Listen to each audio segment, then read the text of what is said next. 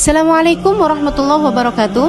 Sahabat, orang kalau ketempelan Nabi Muhammad, kalau punya nisbat dengan Nabi Muhammad, kalau dekat, lekat, rekat dengan Nabi Muhammad, bakalan jadi mulia. Bakalan segala sesuatu akan tunduk padanya. Bakalan Allah jadikan, bahkan malaikat-malaikat pun sujud padanya. Saudaraku sekalian, ada namanya Safinah Maula Rasulillah. Itu pelayannya Nabi Muhammad. Salah satu dari pelayannya Nabi Muhammad, selain daripada Sayyidina Anas ibn Malik, selain daripada Ibnu Mas'ud, salah satu pelayan Nabi Muhammad ada namanya Safinah Maula Rasulillah. Safinah pelayannya Nabi Muhammad alaihissalam, sering membarengi Nabi Muhammad. Laki-laki ini ya, bukan perempuan. Terus jangan dikirain Safinah, nama panggilannya Vina. Enggak, ini laki-laki teman-teman. Safinah Maula Rasulillah, pelayan Nabi Muhammad alaihissalam. Sesudah wafatnya Nabi Muhammad, ikut dalam salah satu peperangan, melewati lautan. Akan tetapi Allah Subhanahu wa taala memberikan ujian di kapal yang ditunggangi oleh sekian belas orang tersebut itu, yang diantaranya ada Safinah di sana, kapalnya pecah hingga membuat mereka berenang-berenang sampai terdampar di sebuah pulau. Mereka pun memasuki pulau tersebut. Saudaraku sekalian, kemudian bertemulah mereka dengan Abu Firas. Kenal sama Abu Firas? Macan, besar banget macannya. Dia masuk, dia keluar dari arah hutan, membuat mereka semuanya, berapa belas orang nih, udah basah-basahan, capek, lelah, lapar, haus. Tiba-tiba di depan ketemu macan, belakang lautan.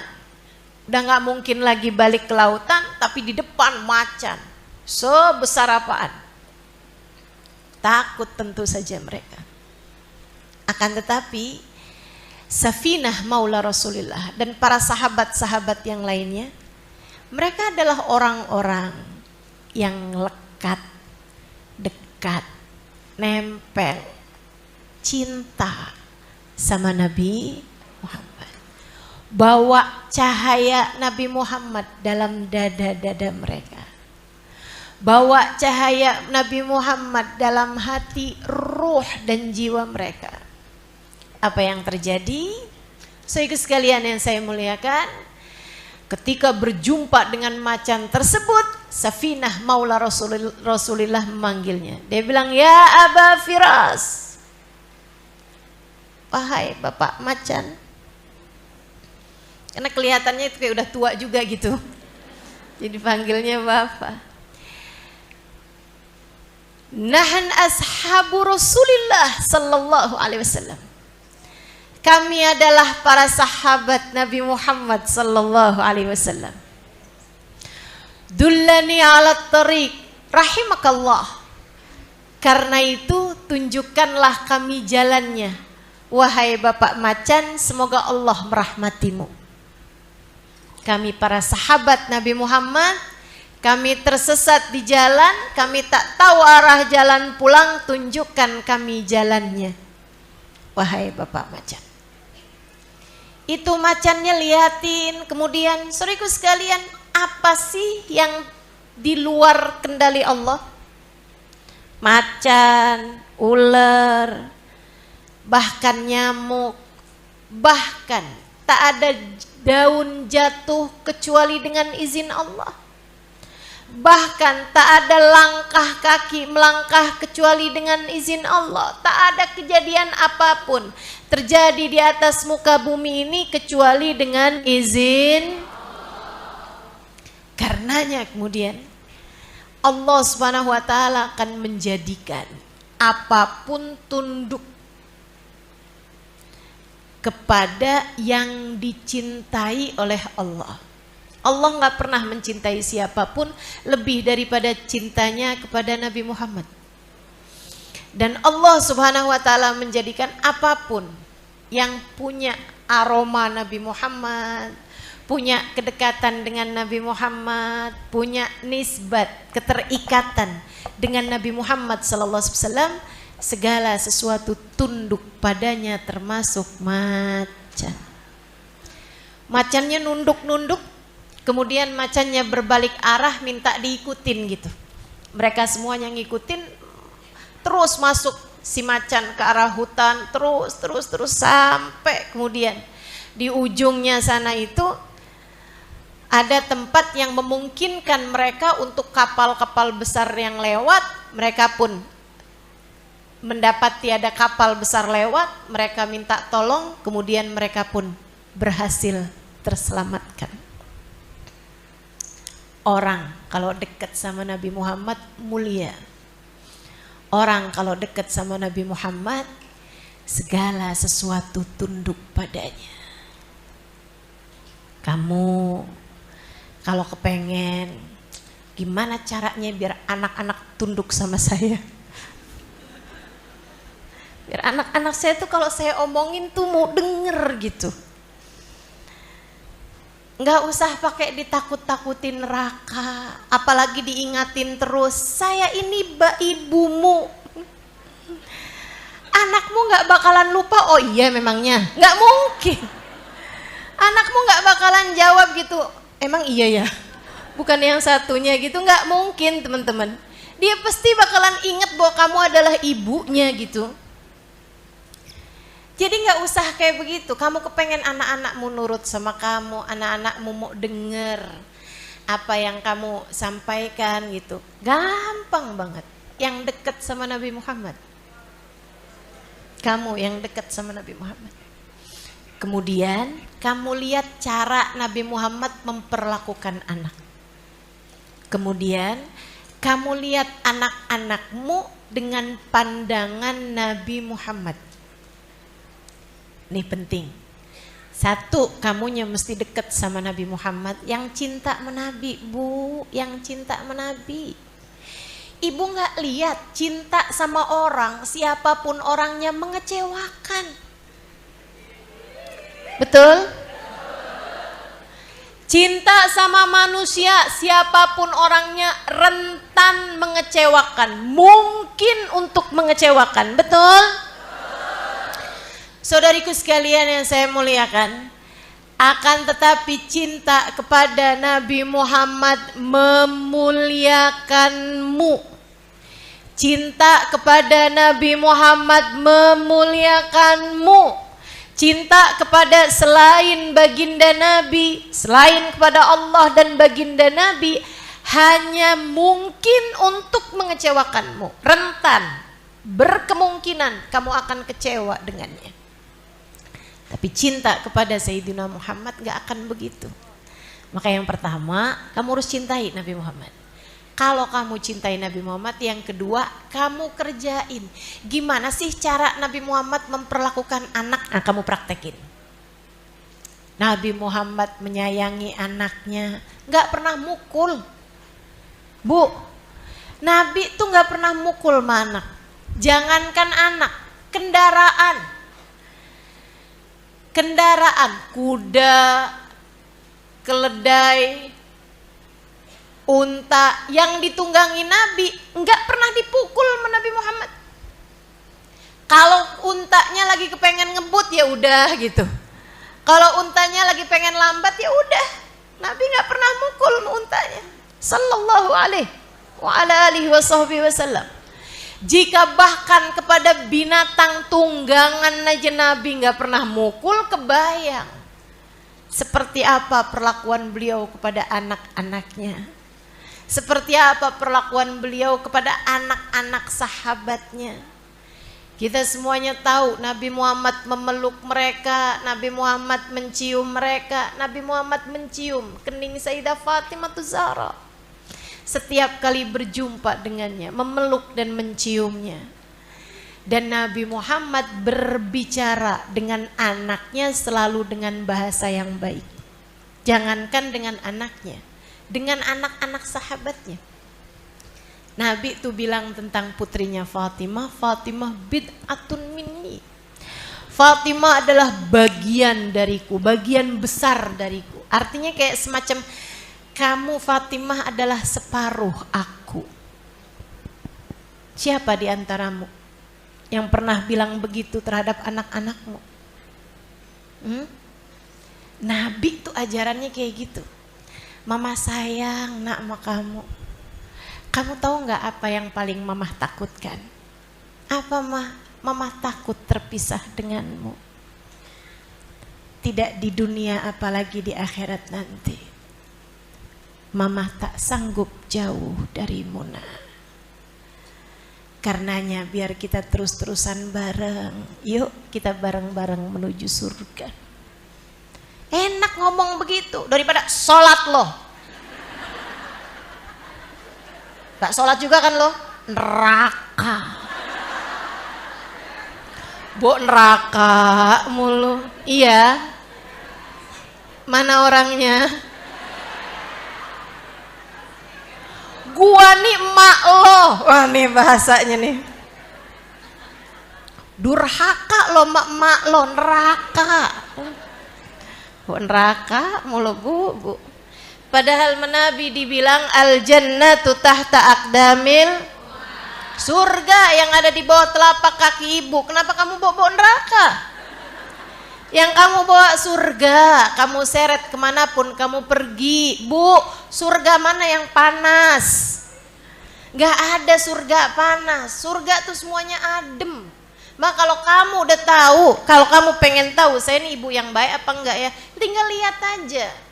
Anak kamu merasa berada dalam surga setiap kali dekat denganmu, atau sebaliknya kayaknya panas deh deket ibu, diomelin mulu.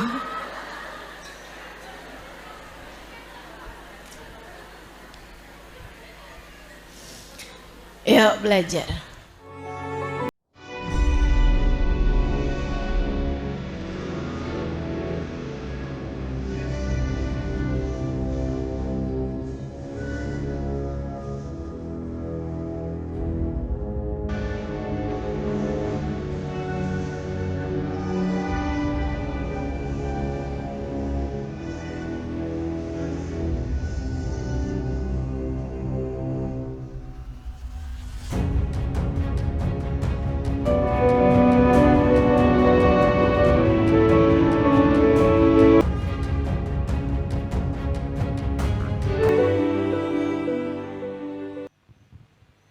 Assalamualaikum warahmatullahi wabarakatuh.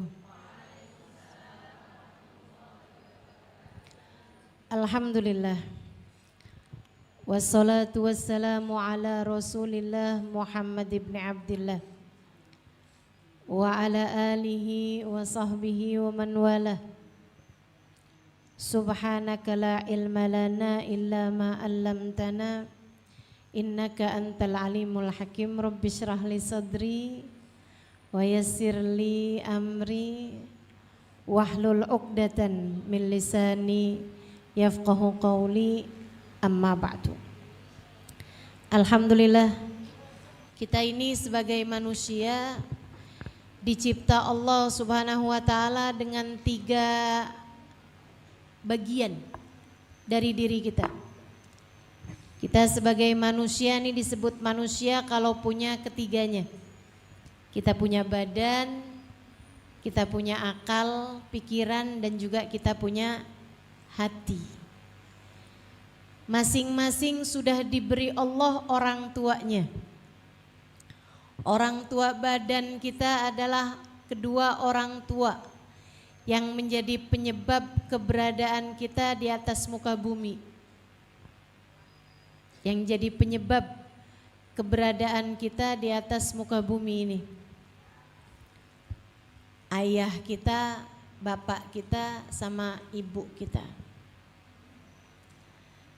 Kepada keduanya kita diminta untuk selalu berbuat baik.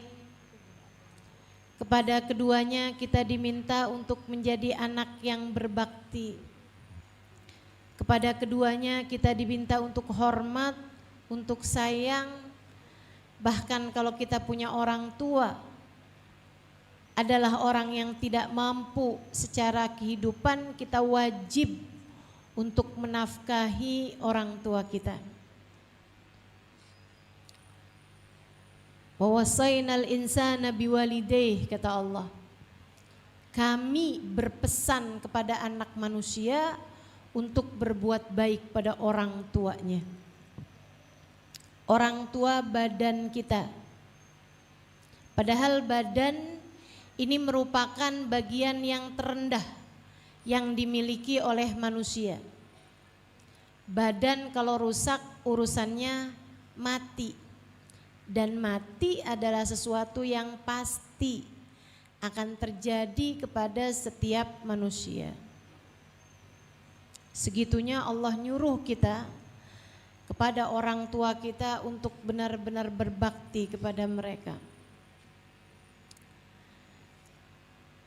Allah kemudian menjadikan akal kita juga perlu orang tua yang mendewasakan, yang membesarkan, memastikan akal kita bertumbuh mengikuti jalan yang benar, memastikan keimanan bagi akal kita, memastikan akal kita mempercayai sesuatu sesuai dengan fakta. Akal kita ini harus tersambungkan sama orang tuanya. Orang tua bagi akal kita adalah guru-guru kita. Kita harus berbakti kepada guru-guru kita. Kita harus menyayangi guru-guru kita. Kita harus bersambung dengan guru-guru kita. Jangan ada yang putus hubungan sama guru. Masukkan gurumu dalam hatimu. Sertakan mereka dalam doa-doamu. Doakan kesehatannya. Imam Ahmad bin Hanbal tiap sholat mendoakan gurunya, yaitu Imam Syafi'i. Tiap sholat, tiap doa duluan menyebut nama gurunya daripada menyebut dirinya sendiri. Imam Ahmad bin Hanbal selalu dalam doanya beliau sebut nama Imam Syafi'i lebih dahulu daripada dia menyebut dirinya sendiri. Allahumma arham Syafi'iyan, ya Allah rahmatilah Imam Syafi'i, sayangilah Imam Syafi'i, ya Allah. Terus begitu sampai pernah anak perempuannya bertanya, siapa Imam Syafi'i bagimu wahai ayahanda? Mengapa engkau sebegitu mencintainya? Mengapa engkau selalu menghadirkannya, bahkan mendoakan dirinya lebih dulu daripada engkau mendoakan dirimu sendiri? Imam Ahmad bin Hanbal menjawab, Syafi'i bagiku, Imam Syafi'i bagiku kal afiyah lil jasad wa kasyamsi lid dunya idza zalata hallahuma min iwad. Syafi'i bagiku setara kesehatan bagi badan, setara matahari bagi bumi. Apabila keduanya sirna, tentu tak ada yang dapat menggantikannya. Kayak kesehatan bagi badan. Badan kita nih sebagus apapun, begitu sakit udah gak ada lagi gunanya.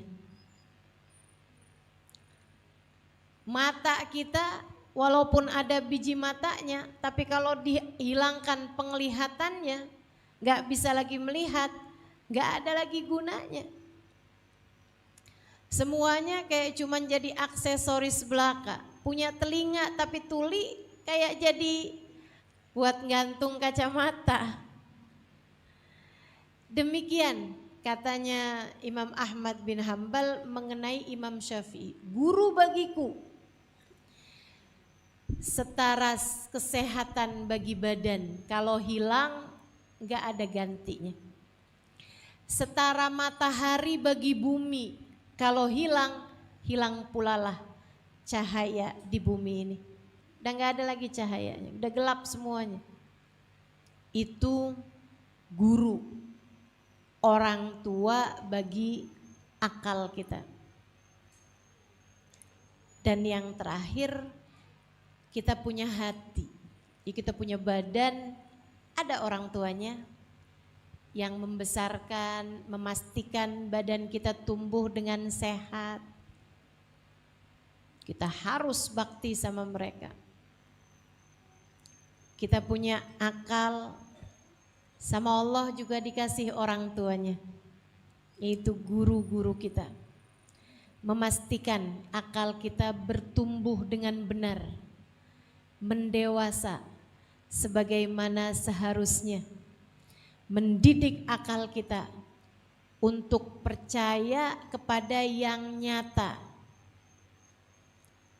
dan menghilangkan kepercayaan-kepercayaan kita kepada yang tidak nyata. Bikin lurus cara berpikir kita. Dan yang terakhir, kita punya hati. Ketiganya harus menghadap Allah Subhanahu wa taala. Badan kita biar bisa taat, dikasih orang tuanya. Akal kita biar bisa beriman, dikasih orang tuanya. Hati kita agar bisa sesuai dengan apa yang Allah inginkan, Allah juga kasih kepada hati kita orang tuanya. Siapa orang tua bagi hati kita? Tak lain, tak bukan, baginda kita Nabi besar Muhammad sallallahu alaihi wasallam. Allah bahkan menyebutkan istri-istri Nabi, wa azwajuhu ummahatuhum. Istri-istri Nabi adalah ibu bagi orang yang beriman. Istri Nabi adalah ibu bagi hatimu. Maka ayah bagi hati kita adalah baginda kita Nabi besar Muhammad sallallahu alaihi wa ala alihi wa sahbihi wasallam. Itu sebabnya dalam kitab Maulid Simtudurar, Habib Ali Habsyi ketika menuliskan di doa mengenai beberapa sifat baginda kita Nabi besar Muhammad sallallahu alaihi wasallam, menyebutkan al-abil akbar al-mahbubilak wal mukhassasi bisyarafil afkhar fi kulli mautinin min mawatinil qurbi wa madhar. Nabi Muhammad al-abil akbar, ayah yang terbesar, ayah kita, bapak kita, orang tua kita, orang tua bagi ruh kita, yang dapat mendidik, membesarkan, mendewasakan hati kita hingga ia siap untuk menjadi hati tempat Allah Subhanahu wa taala bertahta di dalamnya. Memantaskan hati untuk bisa menjadi tempat Allah Subhanahu wa taala yatajalla di sana, bertahta di sana.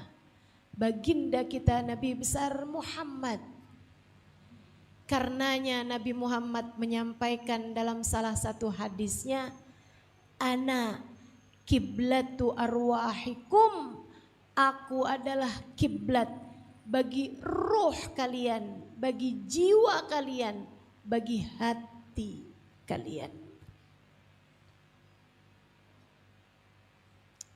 Dalam hidup jangan pernah terputus dari semua orang-orang tuamu. Jangan putus hubungan dari bapak ibumu. Jadilah anak yang berbakti. Baik bapak ibunya badan, bapak ibunya akal dan pikiran, hingga bapak ibu bagi hati kita. Orang tua bagi badan kita. Itu aja kita disuruh bakti dengan sebakti-baktinya, teman-teman. Kita tahu ketika seseorang datang kepada Nabi Muhammad dan dia bertanya, ya Rasulullah, man ahaqqun nas an abirra bih, siapa orang yang paling pantas mendapatkan kebaikanku? Siapa orang yang paling pantas mendapatkan kebaikanku? Nabi Muhammad menjawab, ummuka, ibumu. Siapa lagi Rasul? Ummuka, ibumu. Siapa lagi Rasul? Ummuka, ibumu. Siapa lagi Rasul? Abuka, bapakmu. Dalam hadis yang lain, seseorang bertanya kepada Nabi Muhammad, ya Rasulullah, inni uridu an ujahid ma'ak fi sabilillah. Wahai Rasul, saya ingin sekali dapat berangkat bersamamu pergi ke medan peperangan. Akan tetapi saya punya ibu sedang sakit. Tak ada yang merawatnya selain saya sendiri, wahai Rasulullah. Karena beliau tak ada anak lain selain saya. Apa yang harus saya lakukan, wahai Rasulullah? Nabi menjawab, idzan fafiha fajahid. Idzan fafiha fajahid. Jika demikian maka terhadap ibumu berjuanglah. Terhadap ibumu berjuanglah. Ini punya makna bahwa bakti mengurus orang tua lebih utama bahkan daripada jihad fisabilillah. Dan punya makna juga bahwa mengurus orang tua dibahasakan Nabi Muhammad sebagai jihad. Idan fafiha fajahid. Terhadap orang tuamu berjuanglah kamu. Bakti sama orang tua punya makna jihad, bernilai jihad fisabilillah. Dan saya udah lihat dari banyak orang-orang yang saya temui, tidak ada ulama, orang besar, orang soleh, orang hebat yang durhaka sama orang tuanya. Semakin mulia, semakin tinggi, pasti semakin kuat baktinya kepada orang tua. Maka siapapun di antaramu yang masih pada punya orang tua, alhamdulillah, syukurilah dengan cara berbakti kepada mereka, membahagiakan hidup mereka semampu kita, sekemampuan kita. Kita doakan orang-orang tua kita yang masih ada, mudah-mudahan sehat, panjang umurnya, dalam taat pada Allah Subhanahu wa taala. Allah bahagiakan hatinya, Allah jaga kehidupannya, Allah mudahkan kehidupan mereka, Allah ampuni dosa-dosa mereka, Allah tutupi aib-aib mereka, Allah muliakan mereka di sisinya insya Allah. Amin ya Rabbal Alamin.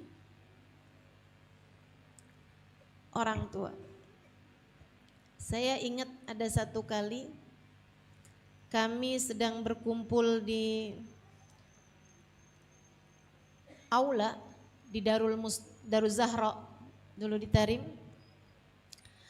Ada acara yang kami lihat di televisi Habib Umar, televisi yang disambungkan dengan Darul Mustafa, live streaming semacam itu ya. Dari Darul Mustafa, Habib Umar sedang berjumpa dengan Presiden Yaman. Ada pertemuan dengan Presiden Yaman. Di tengah-tengah pertemuan, Habib sedang bersama dengan Presiden tersebut, sedang berbicara urusan-urusan penting kenegaraan. Kemudian beliau handphonenya sepertinya bergetar, beliau lihat. Tak lama kemudian beliau berpamitan. Beliau minta beberapa orang menggantikan sejenak, kemudian beliau berpamitan. Saya waktu itu mikir, siapa nih yang memanggil Habib sampai saat itu beliau sedang bersama dengan Presiden membahas urusan yang sangat penting, akan tetapi beliau tinggalkan, menyerahkan itu kepada yang lain, beliau meninggalkannya. Saya bisa menebak dan ternyata tebakan saya benar. Anak beliau bercerita beberapa waktu kemudian bahwa saat itu beliau dipanggil oleh ibundanya Hubabah Zahra yang memang tidak tahu Habib Umar sedang ada pertemuan dengan Presiden. Beliau telepon aja gitu. Anak kan ada kepentingan, ditelepon. Datang Habib Umar bertanya kepada ibundanya, apa yang dapat Umar bantu? Ibunya bilang, Umar, saya mau sholat, tapi yang biasa nemenin saya sholat sedang berhalangan sholat, sedang datang bulan. Umar, saya nggak mau sholat sendirian. Lebek Umi, lebek. Umi sudah punya wudhu, sudah Umar. Umi mau sholat sunnah dulu, sudah Umar. Baik Umi, kita sholat sekarang. Habib Umar nggak perlu cerita, Umi saya kirain Umi mau minta tolong apa. Saya lagi ada pertemuan sama orang-orang penting membahas hal-hal penting gitu, nggak ada. Bagi Habib Umar ibundanya lebih daripada siapapun. Sebab Allah jadikan surga berada di bawah telapak kaki ibu. Sholat, habis selesai sholat masih tanya lagi, ada lagi Umi yang bisa Umar bantu? Gak ada nak, kalau gitu Umar pamit Umi. Gitu. Itu orang hebat. Akan tetapi yang melihat orang tuanya sebagai, ngerti apa sih orang tua saya? Paham apa dia tentang urusan-urusan saya? Kenapa orang tua saya jadi beban bagi kehidupan saya? Saudariku sekalian yang saya muliakan, orang tuamu adalah seseorang yang Allah telah menjadikan surgamu juga ada di bawah telapak kaki mereka. Baktilah pada mereka. Saya kalau doain orang tua saya bilang, ya Allah, Kau meminta saya untuk membahagiakan orang tua saya. Maafkan saya ya Allah. Saya tak mampu melakukannya. Saya mohon pertolongan-Mu ya Allah, bahagiakanlah orang tua saya. Kita minta Allah membahagiakan hati orang tua kita insya Allah. Mudah-mudahan yang pada punya orang tua semuanya dijadikan anak-anak yang berbakti pada mereka.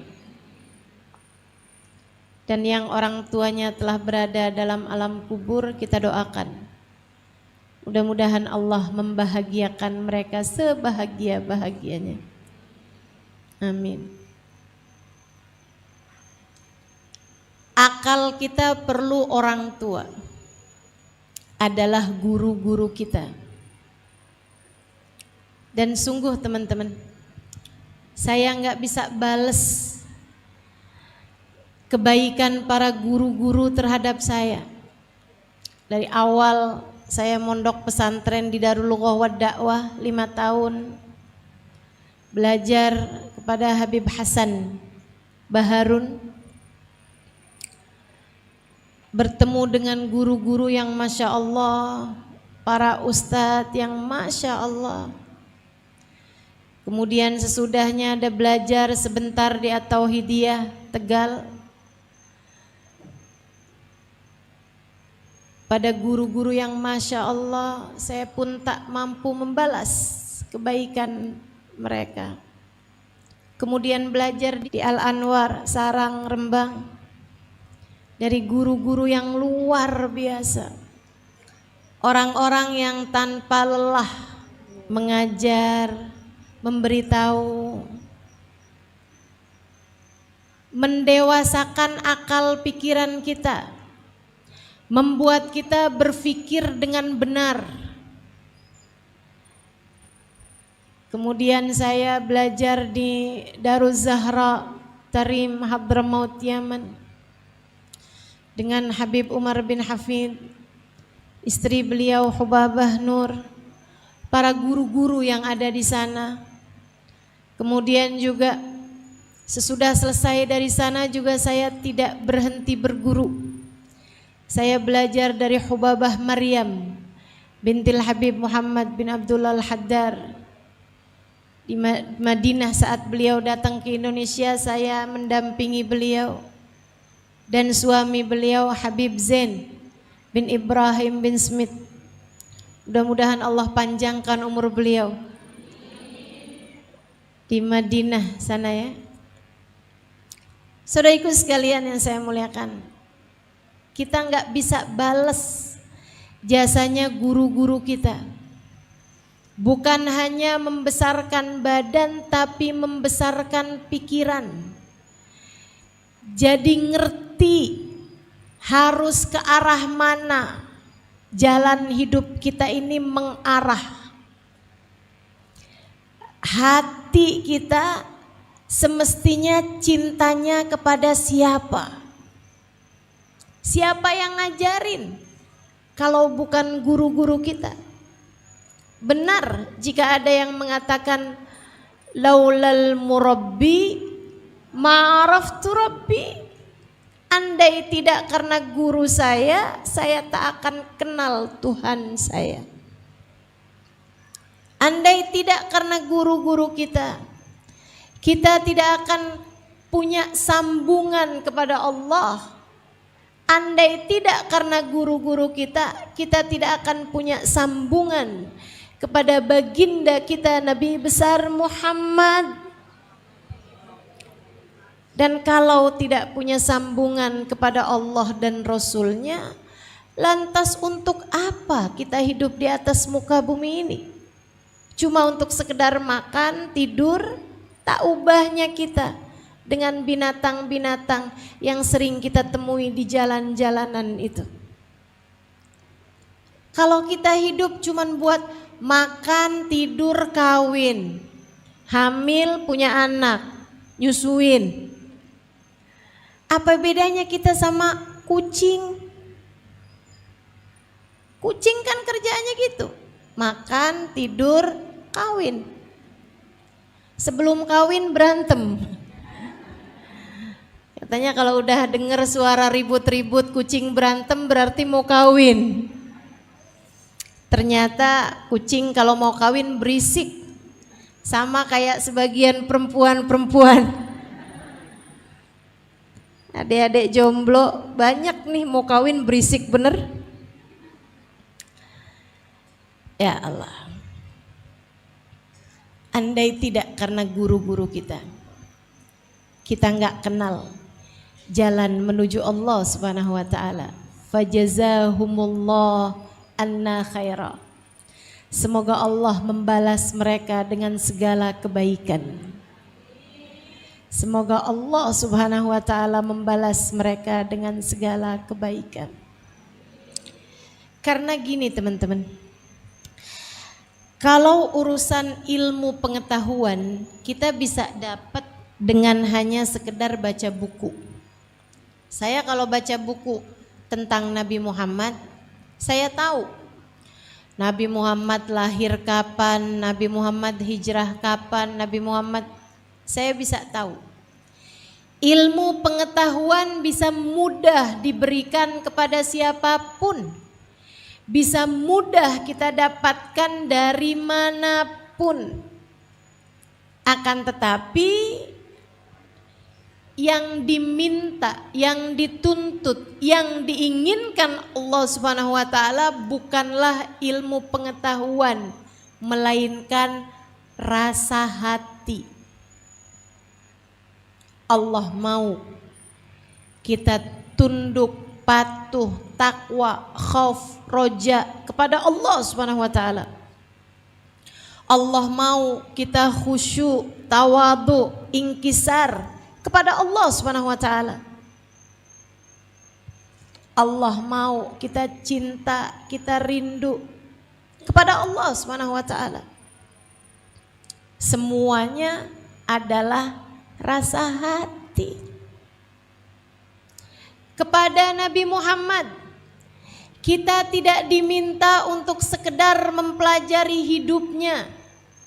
Tahu kapan beliau dilahirkan, di mana dilahirkan, kapan beliau menikah, berapa anaknya. Bukan hanya sekedar itu teman-teman saudariku sekalian. Akan tetapi yang Allah minta kita dari Nabi Muhammad adalah sambungan hati. Hati yang kenal cinta kepada Nabi Muhammad. Cinta, rindu, hati yang takzim kepada baginda Nabi besar Muhammad sallallahu alaihi wasallam. Dan rasa hati tak bisa, tak cukup hanya dengan disampaikan lewat buku. Rasa itu hanya bisa ditularkan.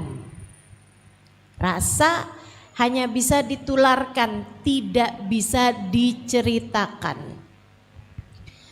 Kalau kamu misalnya, saya kasih tahu, ada di Arab buah enak, namanya buah tin misalnya. Kamu nggak tahu rasanya buah tin. Kamu jadi nggak tahu buah tersebut dan tidak cukup hanya dengan diceritakan. Kamu nggak cukup misalnya kalau gitu buah tin itu apa rasanya? Manis. Oh, sama dong kayak kue. Kue juga manis? Enggak sama. Kan itu buah.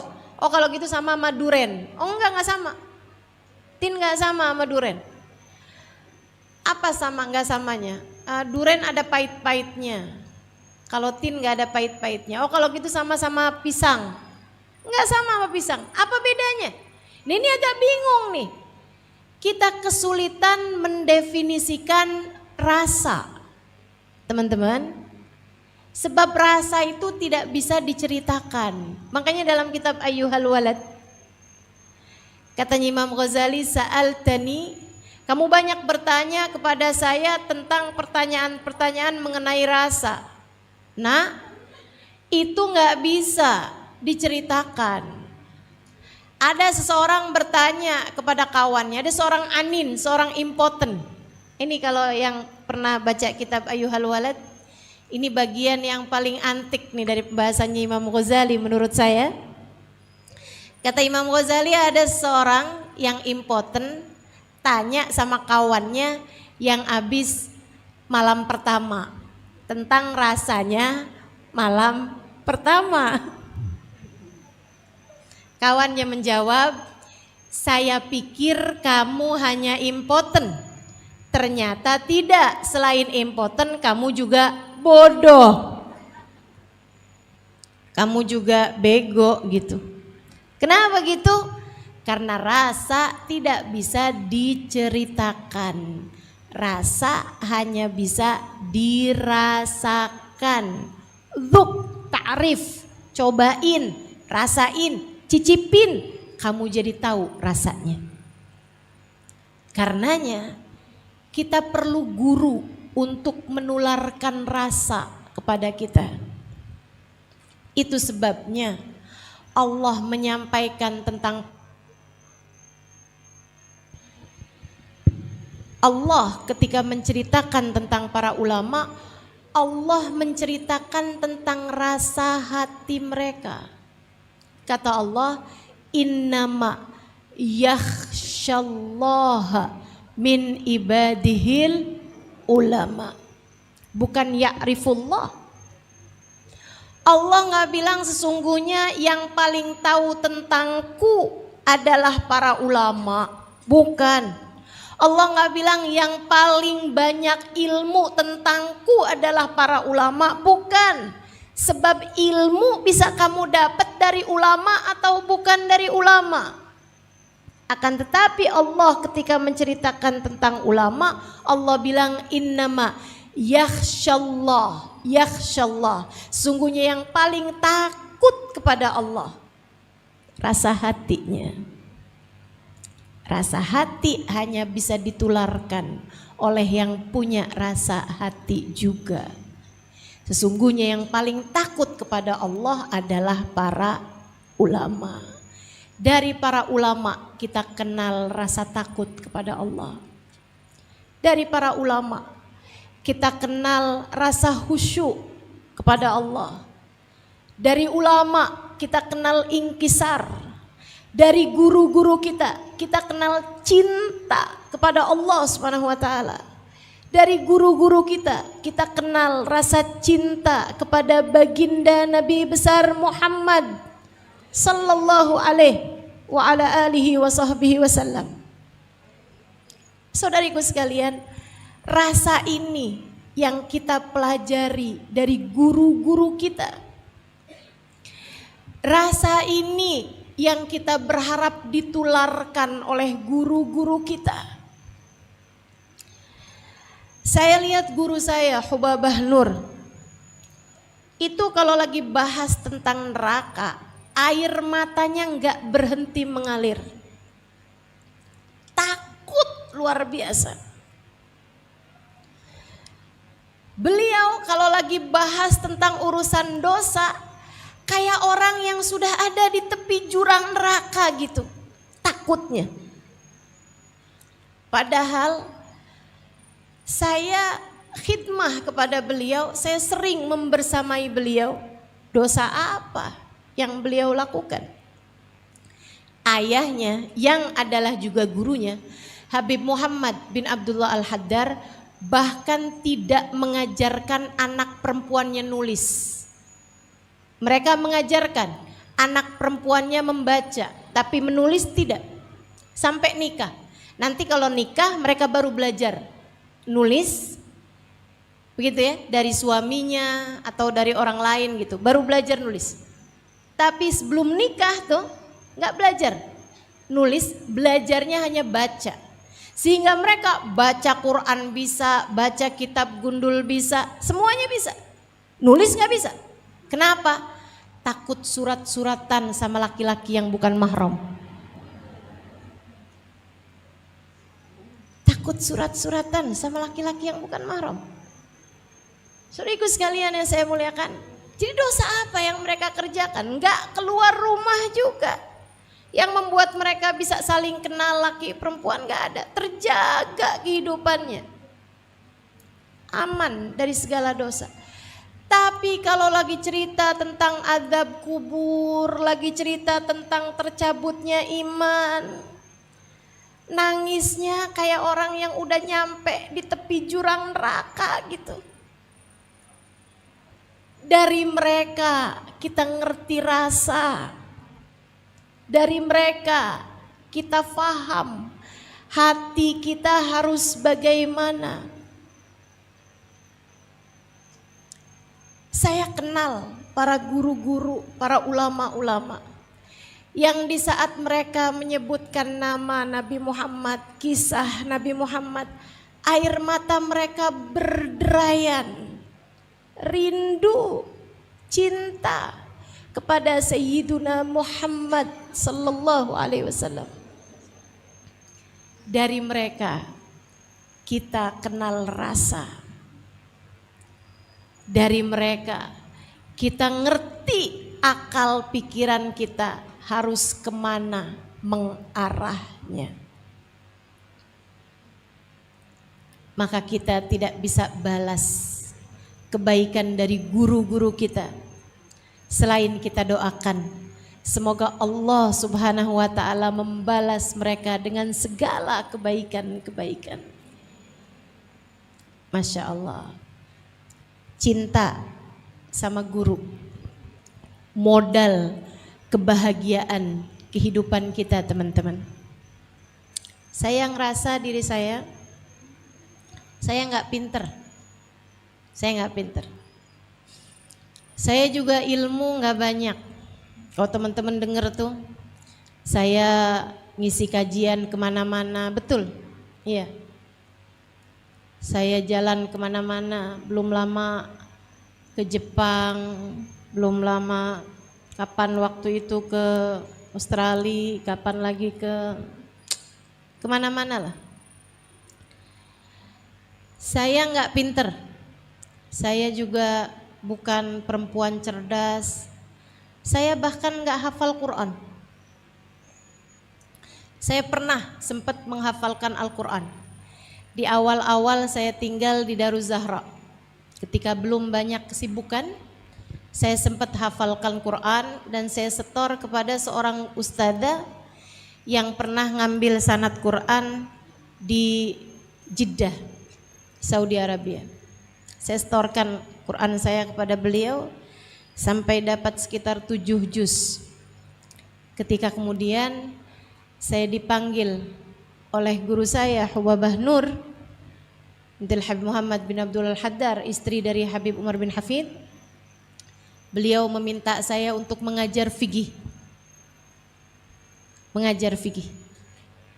Yang memang ilmunya fikih itu banyak saya dapat di sarang. Jadi ilmu di sarang saya bawa ke Tarim. Itu ada sebabnya juga tuh, ada ceritanya. Kenapa saya disuruh ngajar. Ada satu ustadzah di sana yang ngajar di Darussahra, ngajar tentang wudu, bab wudu waktu itu. Beliau menerangkan tentang wajibnya atau rukunnya tertib di dalam wudu. Kita tahu salah satu rukunnya wudu adalah tertib. Beliau menyampaikan yang dimaksudkan dengan tertib an la yuqaddim duan min udwin, tidak mendahulukan satu anggota tubuh dari anggota tubuh yang lain. Terus beliau ceritakan bahwa orang kalau mandi hujan itu dengan basah nggak cukup sebagai wudhu, harus satu-satu gitu. Kemudian beliau juga menceritakan kalau orang berenang, itu juga nggak cukup gitu. Nggak cukup hanya dengan niat kemudian berenang berarti dia udah selesai wudhu gitu, walaupun seluruh anggota tubuhnya basah. Dan itu bertentangan sama yang sudah saya baca di dalam kitab-kitab kita, di Anatut Thalibin, di Igna, di Baijuri, di Bujairomi, nggak gitu ceritanya. Ceritanya itu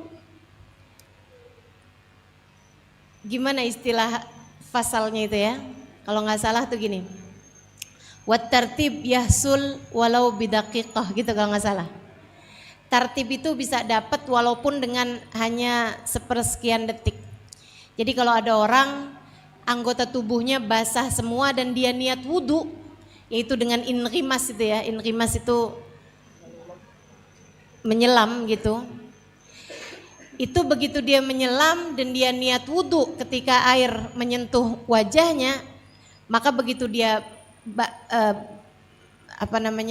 keluar dari air sudah hasil wudhunya gitu. Jadi saya yang dengar keterangan, oh ini salah nih gitu, nggak seperti yang saya dapat seenggaknya gitu. Saya pulang saya tulisin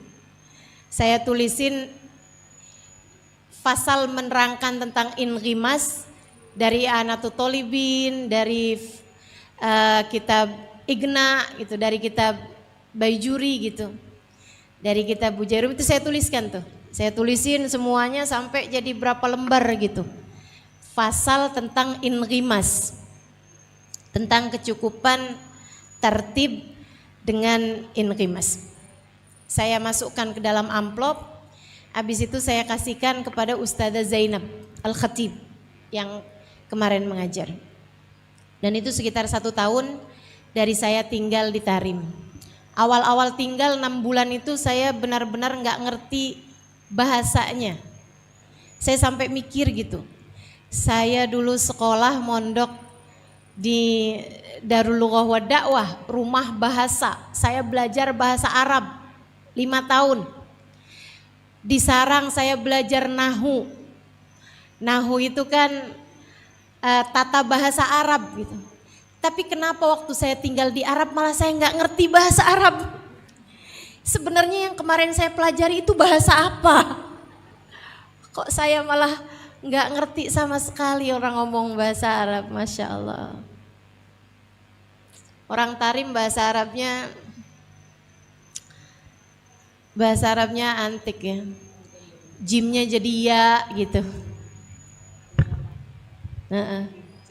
Rijal jadi rial. Syajaroh jadi sayaroh. Jadi bingung kalau dengar orang Tarim ngomong. Nah, itu sekitar 1 tahun saya udah mulain bisa bahasa Arab. Dan juga mulai ngerti orang Tarim ketika ngomong. Saya tulisin semuanya tuh saya kasih kepada Ustazah Zainab Al-Khatib. Saya bilang, "Hadi Ustazah." Beliau buka, kemudian beliau baca gitu. Saya tinggal, saya memang hanya mau serahkan gitu. Besoknya saya dipanggil sama Hubabah Nur. Waktu dipanggil tuh pikiran saya berantakan. Saya pikir ya ampun. Yang ngomong juga Ustazah Zainab. Dia bilang, "Halimah, Hubabah Nur nadatki." Hubabah Nur manggil kamu gitu.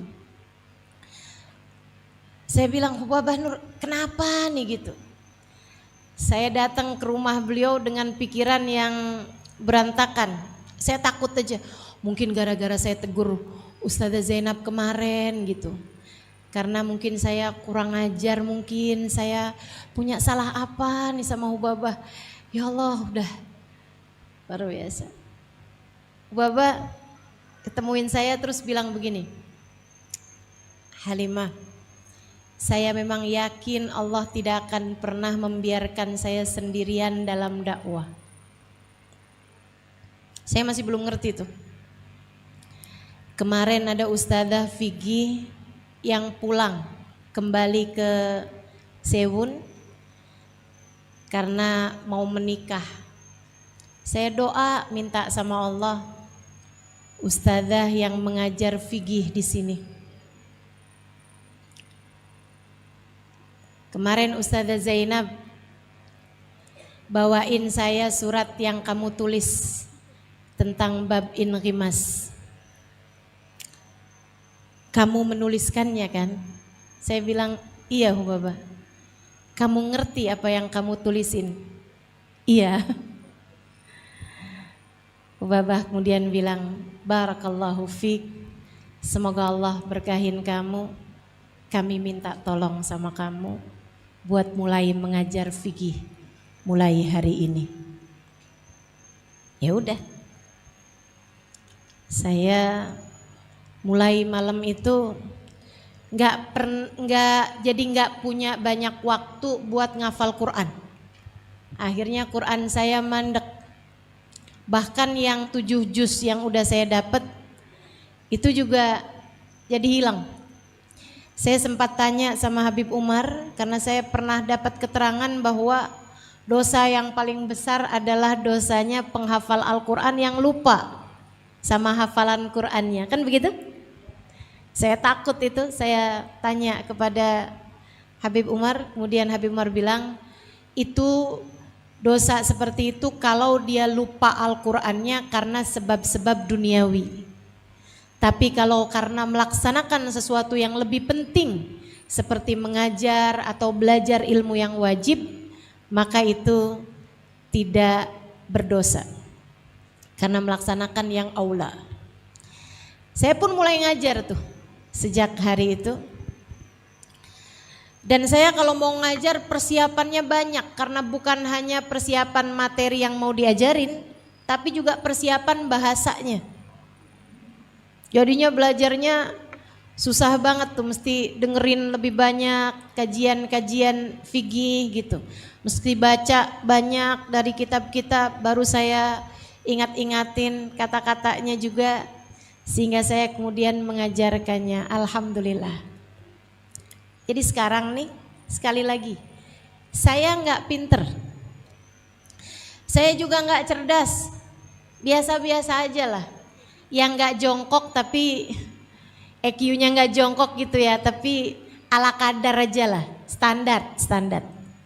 Tapi kalau seperti yang teman-teman dengar saya kesana kemari mengajar, saya merasa mudah-mudahan ini benar, mudah-mudahan ini tahadus bin ni'mah, saya merasa ilmu saya berkah. Saya merasa ilmu saya berkah. Dan saya kalau ditanya kenapa ilmu saya berkah, saya nggak tahu, tapi barangkali karena saya cinta kepada guru-guru saya. Saya cinta sama orang-orang yang telah begitu tulus, begitu ikhlas, begitu baik mengajarkan kepada saya tentang berbagai macam rasa yang seharusnya kepada Allah, kepada Nabi Muhammad, kepada ilmu, kepada orang-orang soleh. Ngajarin kepada kita tentang hati kita harus kemana mengarah, akal pikiran kita harus seperti apa. Yang ada di pikiran kita nih ditata sama para ulama-ulama kita, para guru-guru kita. Alhamdulillah. Saya ceritakan di buku Bidadari Bumi 2 tentang perempuan bernama Hubabah Haddadah. Ini nih ceritanya bermula dari sarang. Saya dulu di sarang, salah satu kegiatan yang saya sukai adalah Bahthul Masail, musyawarah, pembahasan berbagai macam masalah gitu, kita cari di kitab-kitab jawabannya gitu kan. Saya ingat saya itu kalau musyawarah hampir selalu aja nggak dapet gitu jawabannya. Tapi ada kakak kelas saya kayak selalu aja punya jawaban gitu. Jadi saya kalau musyawarah tuh saya suka deket-deketin. Saya bilang, udah ada ya kak jawabannya ya kak. Saya tanya gitu. Dia selalu aja punya jawaban itu. Satu hari dia bilang, Kak Imah udah baca belum kitab Bughyatul Mustarsyidin? Saya bilang belum. Nah itu kak, itu banyak sekali jawaban permasalahan zaman sekarang yang ada di kitab tersebut. Oh gitu. Saya pergi ke toko kitab depan pondok itu. Saya beli itu kitab Bughyatul Mustarsyidin. Saya lihat penulisnya Abdurrahman Al-Masyhur. Kitab itu saya seneng banget. Kayaknya tuh ada banyak masalah-masalah tuh memang jawabannya tuh di situ gitu. Jadi saya terus saja baca. Saya terus saja gali kitab itu sampai saya pun mulai tuh sering bisa jawab-jawab kalau musyawarah gitu. Kitab itu sampai lecek, sampai tulisan depannya tuh hampir nggak kebaca gitu judulnya, dari seringnya saya bawa kemana-mana. Sampailah saya di Tarim, saya udah ngajar waktu itu, udah beberapa tahun mengajar. Satu hari saya kedatangan, kami semua di Darul Zahra kedatangan seorang perempuan yang cacat ya, nggak bisa jalan, lumpuh kakinya. Tapi Hubabah Nur sangat hormat sama beliau, Habib Umar sangat hormat sama beliau. Beliau tinggal di Darul Zahra, dia senang tinggal di Darul Zahra, padahal diminta sama Habib untuk tinggal di rumah beliau. Tapi beliaunya senang tinggal di Darul Zahra, senang bisa sholat berjamaah, dengerin baca wirid bareng gitu, dia senang. Saya pertamanya liatin beliau ini, Masya Allah gitu kan. Satu hari saya liatin beliau itu lagi saya tanya-tanya tentang beliau gitu. Beliau cerita bahwasanya ayahandanya beliau itu adalah Habib Abdurrahman Masyhur. Saya tanya gitu, saya bilang, Hubabah, Habib Abdurrahman Masyhur itu penulis kitab Bughyatul Mustarsyidin. Dia bilang, ayo inti arafti. Dia bilang, iya. Kamu tahu sama abah saya? Abah saya Mufti Hadramaut pada zamannya. Abah saya penulis kitab Bughyatul Mustarsyidin. Oh, saya seneng banget. Satu waktu saya lihat beliau itu gosok-gosokin kaki, dibalur-balurin gitu. Padahal kan beliau nggak bisa jalan gitu ya, jalannya pakai merangkak gitu. Saya tanya Hubabah, kenapa digosok-gosokin itu pakai minyak apa gitu? Beliau bilang ini minyak cengkeh Halimah. Terus saya gosok-gosokin karena kalau habis saya gosokin tuh enak gitu tidurnya. Saya bilang boleh nggak saya yang pijitin Hubabah? Dia bilang coba aja. Saya pun pijitin beliau. Mulai hari itu, saya yang hari itu sudah jadi ustazah, punya banyak jadwal mengajar juga di Darul Zahra, saya bertambah profesi menjadi tukang pijit Hubabah Haddadah. Saya senang khidmah sama guru-guru, khidmah sama ulama, termasuk sama anaknya ulama. Jadi teman-teman, sambung hati sama Allah, sambung hati sama Rasulullah melalui para guru-guru kita. Mereka adalah orang tua bagi akal kita, orang tua badan.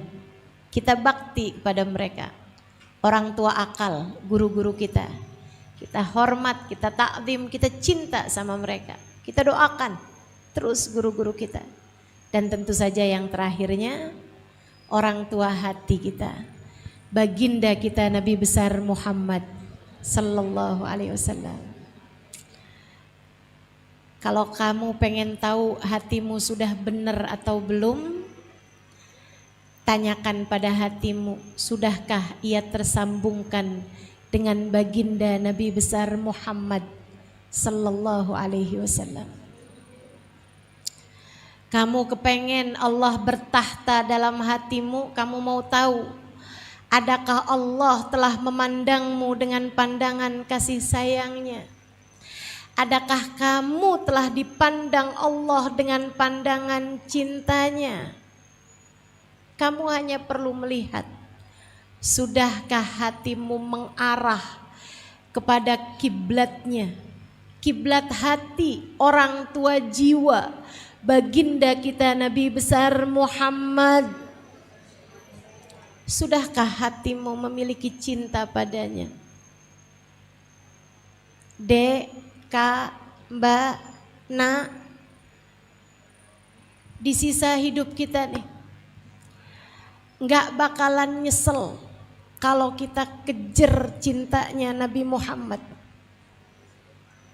Gak bakalan jadi penyesalan Kalau hati kita kenal rindu, kenal cinta sama baginda Nabi besar Muhammad.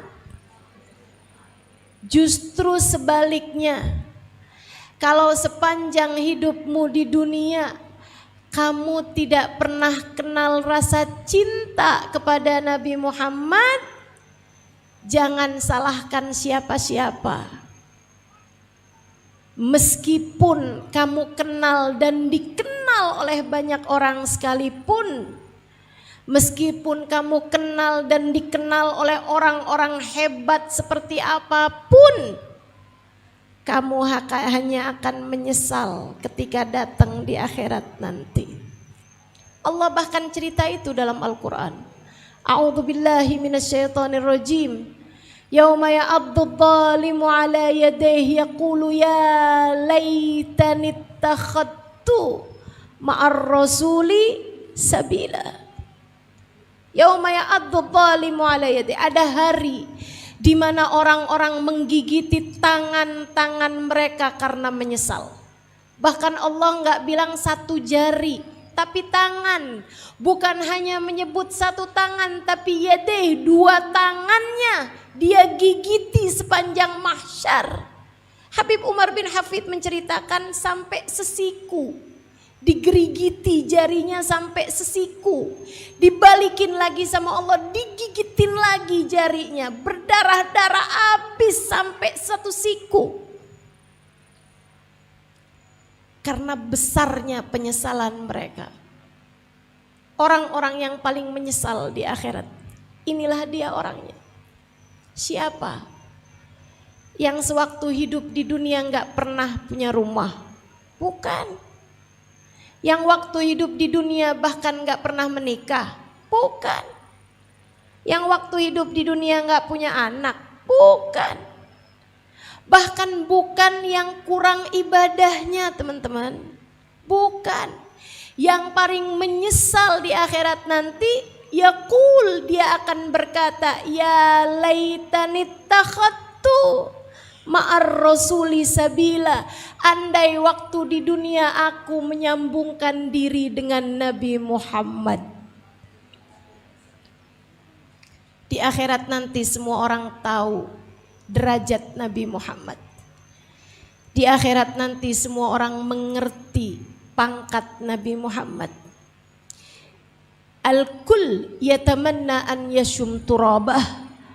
Kata Habib Umar bin Hafid, di akhirat nanti orang berharap andai bisa mencium tanah yang telah diinjak oleh telapak kaki Nabi Muhammad.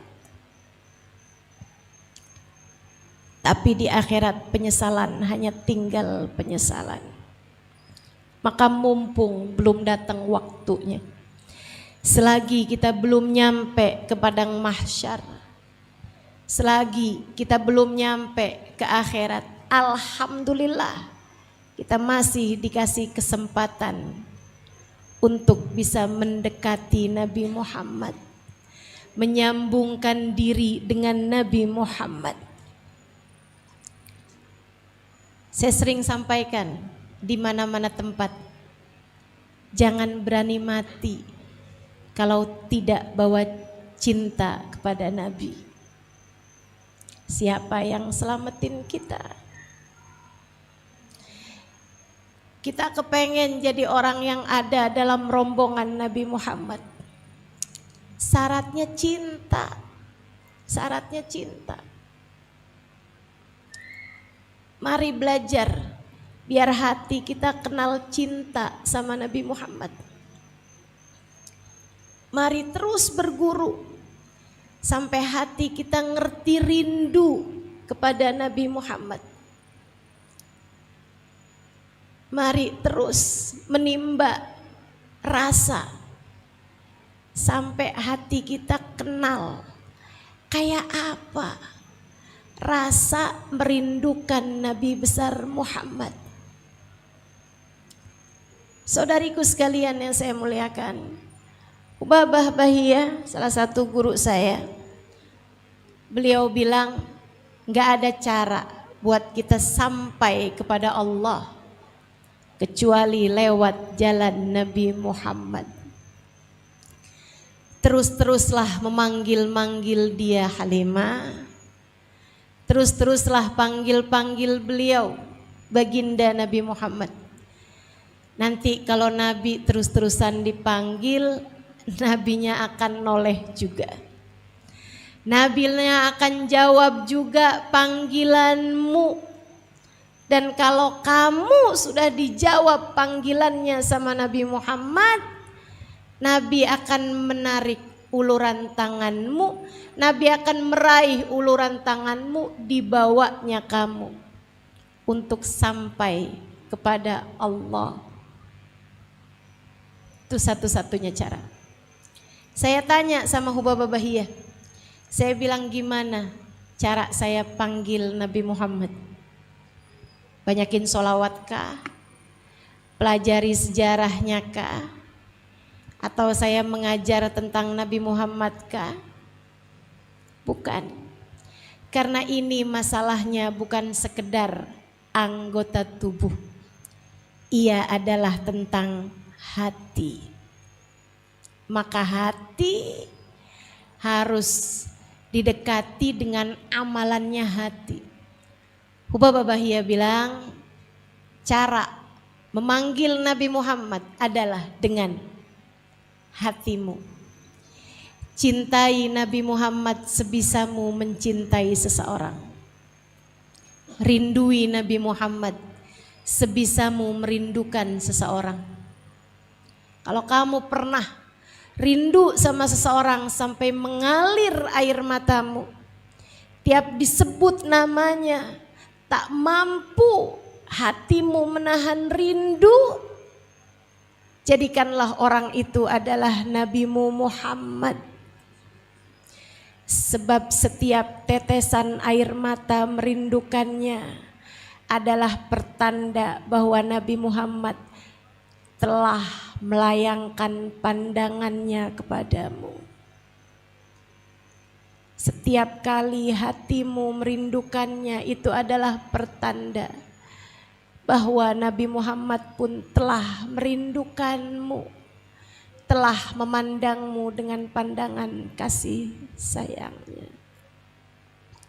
Dan itu adalah modal kita buat selamat hidup dunia hingga sampai di akhirat nanti. Yuk belajar lagi, belajar terus.